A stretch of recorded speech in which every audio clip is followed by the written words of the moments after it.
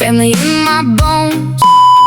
A day in the life as a Filipina that have a husband, foreigner, and I was called a gold digger. Well, there's some Filipina like that, but not all, you know. Some Filipina are so responsible, stick to one, not like anyone else, like if they don't have money anymore or don't have a boyfriend anymore, in just one day, like breaking up with their boyfriend or husband and jump into another man right away, you know, in just one day or 1 week, jump into another man and saying that, man, I love you so much, and my goodness, it's so terrible, you know. So if you meet Filipina like that, for some foreigners that not came here in the Philippines, if you say Filipina like that, let's say for example they just meet you, or you know, they just meet you online and all of a sudden they say I love you so much, don't believe it, because it's love bombing. It's a red flag already, and it's a narcissistic, you know, and it's a toxic person. When they can tell you that right away, I don't believe in love at first sight. Like you're going to say I love you so much, even if you meet that kind of person in your life and all of a sudden saying I love you to you. No, don't trust that, because that kind of trait is toxic and red flag already, you know.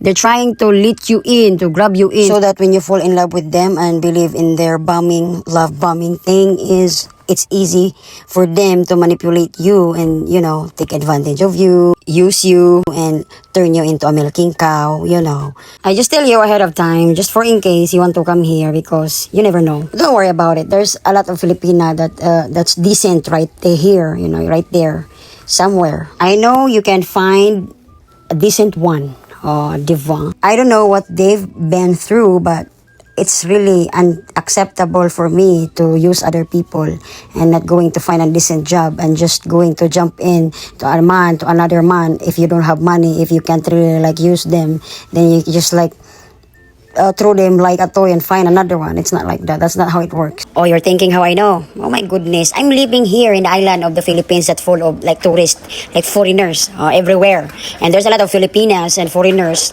couple in here, and sometimes I hear the stories from Filipinas, their boyfriend had ex like this, like that, blah blah blah. Oh, diva, that's why I share the story. So this is the thing that I know for sure, guys, that the Filipina that you choose is very loyal. Is in their eyes, you are the only one. Respect you, respect your boundaries, respect your marriage. And usually, Filipina guys, if they are really love you, they will take good care of you, they will cook for you, so they always make sure, guys, that you're okay. So according to the friend of my husband, he said that if you want to choose a decent Filipina, make sure to choose Filipina from countryside. There are a lot of city girl that's very good, you know. I don't know, I've never been in the city, but that's according to them, you know. I just heard that from other people, that most of the Filipina that they have been with, like most Filipina that they've met with their friends are loyal, is from countryside. Of course, we are. As for me, my father is a farmer, so I've been in a countryside.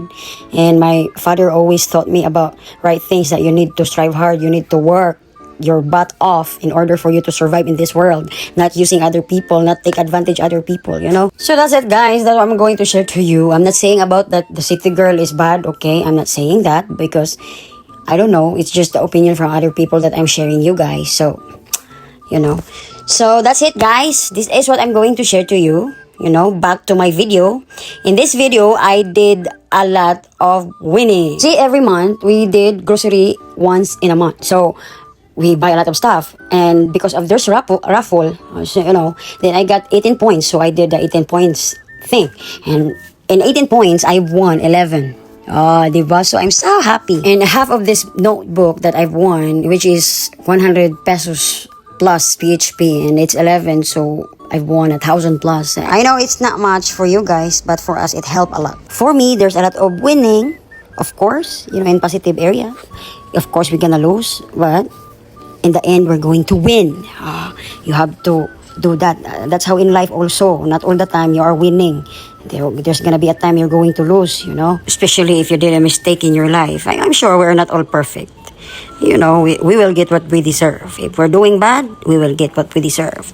Just like, for example, there's gonna be karma coming into your life. If you're doing bad, then it's not going straight to you. It's going to straight to your loved ones, especially they're going to target your children. And that's why, be decent human being. We all made mistakes. And the most important thing is, we made a mistake, we can, ask for forgiveness. Be accountable. Be responsible of your mistake. Do not blame anyone else. And if you think that you're better than anyone else and you're being ignorant, then that's not good also. Karma will get you. There's good karma, there's bad karma. Which one? Which one do you want to be in your life? For me, the most dangerous thing that you can do in this world is being ignorant and you're dragging people down. And that's not good. 18 man kaspin ako Nya Kami ba na libre na sa kanila pero sa kabuki lang sa kabuka na ka. Ay baba. Tag 100 ang isa.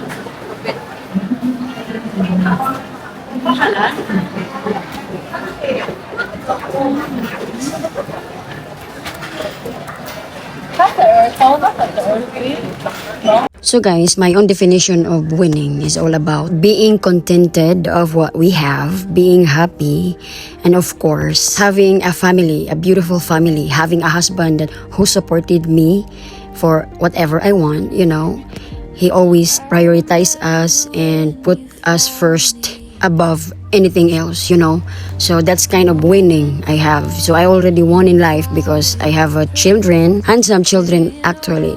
Yes, so for me, that kind of winning in life, it's not all about having a property, being rich, because for me, being rich is like richness for the family, health, like you have a good heart, that's already rich, and wala kay patapakang tao, wala kay criticize nga tao, you didn't drag someone just to be in top of it, but being ignorant is not good. It will be right back to you, karma is a bitch.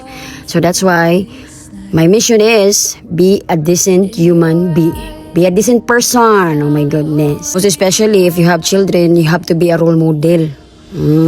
Hindi pwede na ikaw pa ang nauna sa lahat, no? Diba? Hindi pwede na tinuturuan mo sila na maging good person na sa sarili mo hindi ka naman mabuting tao, diba? So, dapat baguhin mo ang sarili mo. So, ngayong may mga anak na ako guys, my mission is I'm going to teach them how to become a good person, a good student, everything. Like, they need to know, they need to learn. Kasi napakalaking blessing at napakalaking achievement ko yan as a mother if I teach them well. If they know how to respect someone, if they know how to manage their emotion. So, it's very important to me, to us. And I'm so happy that I have a husband that always teach me how to be a good person, how to be a better version of myself. Kasi, hindi ko naman sila matuturuan kung hindi ko rin tuturuan yung sarili ko, because we are all learning, diba? We are all learning too. So, they said that you don't have to bring children in this world if you're not matured enough. No. You will get matured eventually. It's because you have children on your own. No? You mock someone just because they have children at a young age. No, you can't really mock someone because you're not in their shoes. You don't know what they've been through. So, just shut your mouth. Usually, people like telling like this don't even know how to be a great mom. Don't even know if they are a great mom or not, So, you don't know what the future could bring. So, much better shut your mouth. And wag kang magsalita ng patapos kasi hindi mo naman alam yung mga pinagsasabi mo sa sarili mo, diba? So, that's what I can say. And thank you for watching. And God bless everyone. Have a nice day. God bless you. Thank you so much.